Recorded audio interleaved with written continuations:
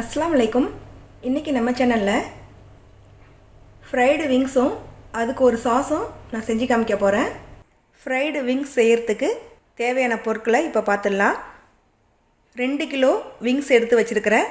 இதை நல்லா க்ளீன் பண்ணிவிட்டு இதை மாதிரி கட் பண்ணி வச்சுருக்கிறேன். இப்போது இதை மேரினேட் பண்ணி வைக்க போகிறோம். 1/2 கப்பு ஃபிஷ் சாஸ் எடுத்து வச்சுருக்கிறேன். 4 டேபிள் ஸ்பூன் கார்ன்ஃப்ளவர் எடுத்துருக்கிறேன். 1 டேபிள் ஸ்பூன் ஃபுல்லாக மிளகுத்தூள் எடுத்து வச்சுருக்கிறேன். தேவையான அளவு உப்பு சேர்த்துட்டு இது எல்லாத்தையும் ஒன்றா கலந்து வச்சுருங்க.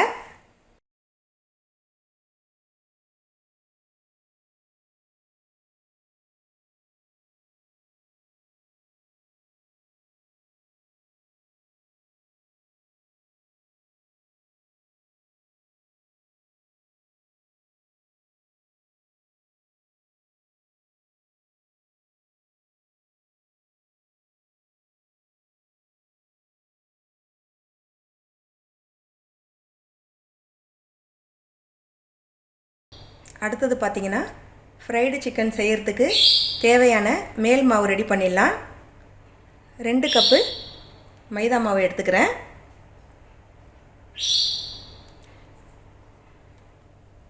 இப்போது இதில் 1 tablespoon cayenne chilli powder,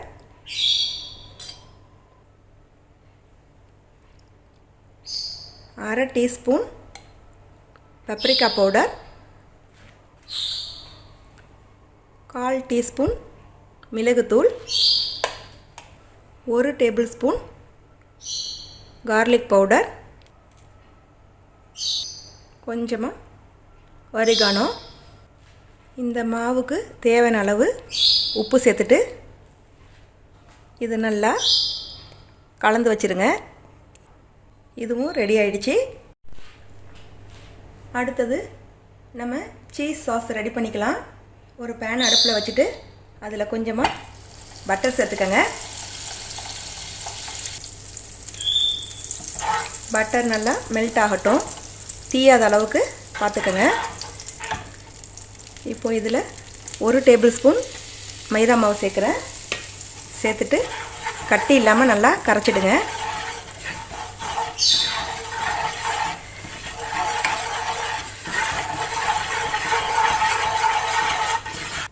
மைதா மாவு நல்லா கரைஞ்சதுக்கு பிறகு இதில் 2 கப்பு பால் சேர்க்குறேன்.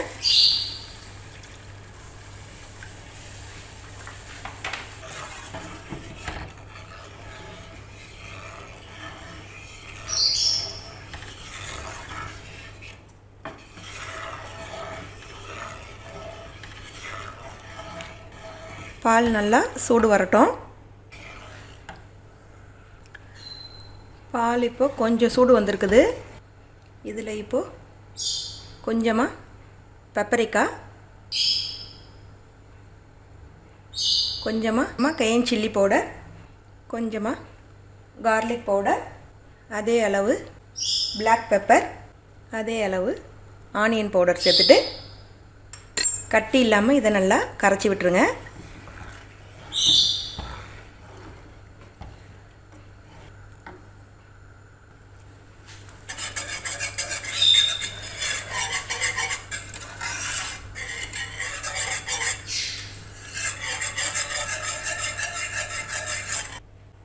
பால் நல்லா சூடு வந்துடுச்சு. இதில் பார்த்திங்கன்னா செடார் சீஸ் எடுத்து வச்சுருக்கிறேன். இதை சின்ன சின்னதாக கட் பண்ணிவிட்டு இதில் சேர்த்துக்கலாம். இப்போ நம்ம கட் பண்ணி வச்சுருக்கிற செடார் சீஸை இதில் சேர்த்துட்டேன். சீஸ் நல்லா மெல்ட் ஆகிற வரைக்கும் இதை நல்லா கிளறிக்கிட்டே இருங்க.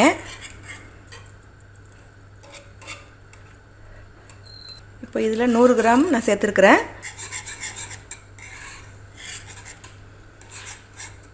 பாலில் நல்லா சீஸ் கரையிற வரைக்கும் இதை கிளறிக்கிட்டே இருங்க.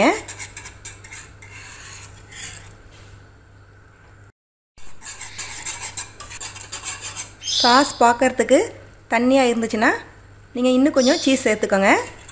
இப்போ இதில் கொஞ்சமாக உப்பு சேர்க்குறேன். சீஸில் ஏற்கனவே உப்பு இருக்குது, அதனால் பார்த்து கேர்ஃபுல்லாக சேர்த்துக்கோங்க. நம்ம போட்ட செடார் சீஸ் எல்லாம் நல்லா கரைஞ்சிருச்சு. இப்போ இதில் 1 டீஸ்பூன் அளவுக்கு க்ரீம் சீஸ் சேர்க்குறேன்.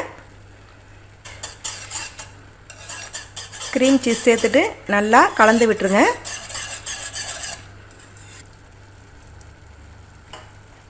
இப்போது நம்ம சாஸ் ரெடி ஆகிடுச்சு. நான் ஸ்டவ் ஆஃப் பண்ணிடுறேன். இப்போது விங்ஸ் நல்லா ஊறிடுச்சு. ஒரு பீஸாக எடுத்துட்டு நம்ம கலந்து வச்சுருக்கிற மாவில் போட்டு நல்லா பெரட்டி எடுத்துக்கோங்க. ஈரக்கையோடு நம்ம போடும்போது மாவு ரொம்ப வேஸ்ட் ஆகும். இப்போது நான் செய்கிற மாதிரி பெரட்டி எடுத்துக்கோங்க.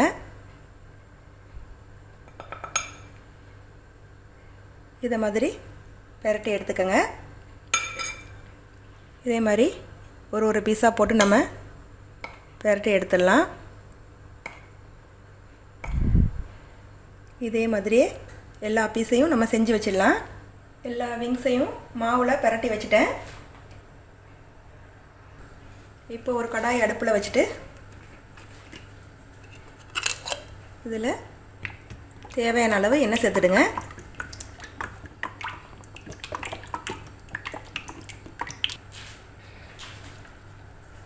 எண்ணெய் இப்போ நல்லா சூடு வரட்டும். எண்ணெய் இப்போ நல்லா சூடு வந்துருச்சு.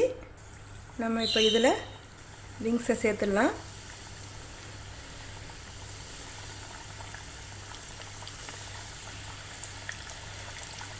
அடுப்பை சிம்மில் வச்சே பொரிங்க.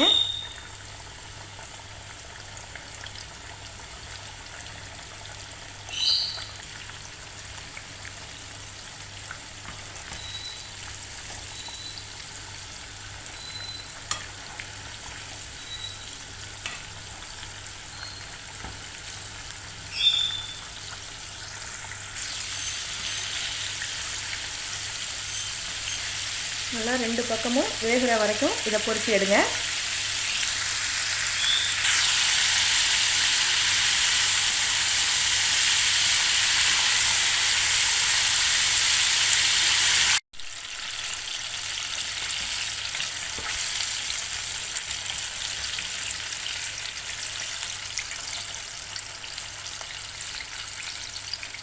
ரெண்டு பக்கமும் நல்லா செவந்துடுச்சு.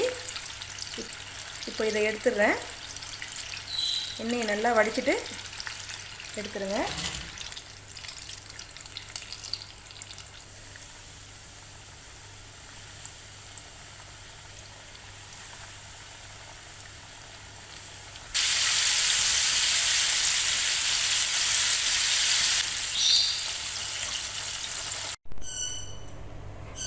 இந்த சாஸை டிப்பிங் சாஸாகவும் நீங்கள் யூஸ் பண்ணிக்கலாம். இப்போ பார்த்தீங்கன்னா கொஞ்சமாக பேனில் சாஸ் வச்சுருக்கிறேன். நம்ம ஃப்ரை பண்ணி வச்சுருக்கிற சிக்கனை இதில் சேர்த்துட்டு எல்லா பக்கமும் படுற மாதிரி நல்லா கலந்து விட்டுருங்க. சிக்கனில் ஃபுல்லாக சாஸு படுற அளவுக்கு.